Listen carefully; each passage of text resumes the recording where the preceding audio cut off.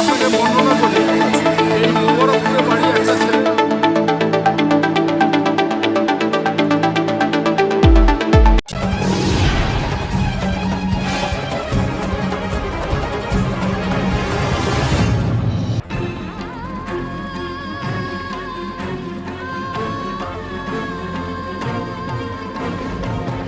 আমরা আজ এসেছি মায়াপুরের বল্লাল সেনের ঢিপিতে। এখানে দিনের বেলা আসলেও গা ছমছম করবে। আজকে টোটাল জায়গাটা আপনাদেরকে ঘুরে দেখ, একটি ঐতিহাসিক জায়গা। ইতিহাস কখনো আমাদের গর্বিত করে তোলে, আবার কখনো কোনো বিষয় আমাদেরকে লজ্জিত করে তোলে। তবে বর্তমান পরিস্থিতিতে দাঁড়িয়ে সেই সময়কার রাজনৈতিক, সামাজিক, পারিপার্শ্বিক পরিস্থিতির বিচার করা খুব কঠিন। ইতিহাস মানেই যুদ্ধ নয়, ইতিহাস মানে রাজনীতি, প্রথা, সংস্কৃতি, রীতিনীতি, আরও অনেক কিছু। আজকের ভিডিওটি তেমনই একজন বহু চর্চিত, বিতর্কিত রাজাকে নিয়ে। তিনি বল্লাল সেন, সেন বংশের শ্রেষ্ঠ সম্রাট। সেনদের আদি নিবাস ছিল দাক্ষিণাত্যের কর্ণাটক অঞ্চলে।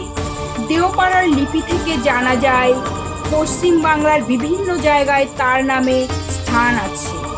হুগলি জেলায় বল্লাল দিঘি, নদিয়া জেলায় বল্লাল ঢিপি, মালদা জেলায় বল্লাল বাড়ি, মুর্শিদাবাদ জেলায় বল্লালপুর, ঢাকায় ঢাকেশ্বরী মন্দির ও কালীঘাটের মন্দিরের কিংবদন্তির সাথে বল্লাল সেনের নাম জড়িয়ে আছে। বল্লাল সেন কেবল দিগ্বিজয়ী রাজা নন, তিনি সুপণ্ডিত ও সুলেখক ছিলেন। তিনি দানসাগর ও অদ্ভুত সাগর নামের দুটি গ্রন্থের রচয়িতা। তিনি ছিলেন একজন জ্ঞানী ও পণ্ডিত ব্যক্তি। শেষ জীবনে তিনি লক্ষণ সেনকে সিংহাসনে বসিয়ে স্ত্রী রমাদেবীকে নিয়ে নির্জরপুরে চলে যান। বাকি জীবনটা তিনি সেখানে অতিবাহিত করেন।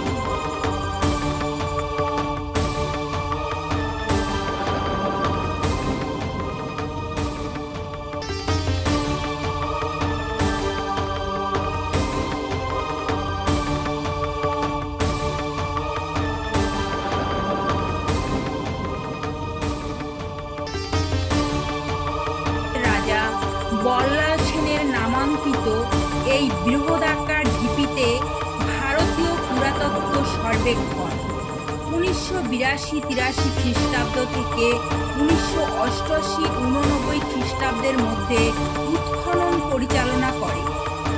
উৎখননের দ্বারা এখানে অনাবৃত হয়েছে বিস্তৃত প্রাঙ্গণের মধ্যে অবস্থিত বৃহদায়তন ইটের ইমারত, যার চারদিকে ছিল উচ্চ প্রাকার। উৎখননে প্রাপ্ত প্রত্নবস্তুর মধ্যে কঙ্কের মূর্তি, পোড়ামাটির মানুষ ও জীবজন্তুর মূর্তি, তামা ও লোহার তৈরি নানান তৈজসপত্র, পেরেক ও নানা প্রত্ন সামগ্রী।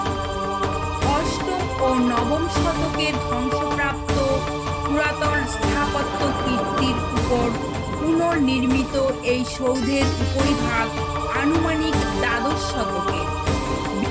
পরিবর্তন ও সংযোজনের নির্দেশনবাহী এই স্থাপত্য দ্বাদশ শতকে একটি বিশাল দেবালয়ের রূপ পরিগ্রহণ করে। বর্তমানে এটি ভারতীয় পুরাতত্ত্ব সর্বেক্ষণের আওতায় রয়েছে।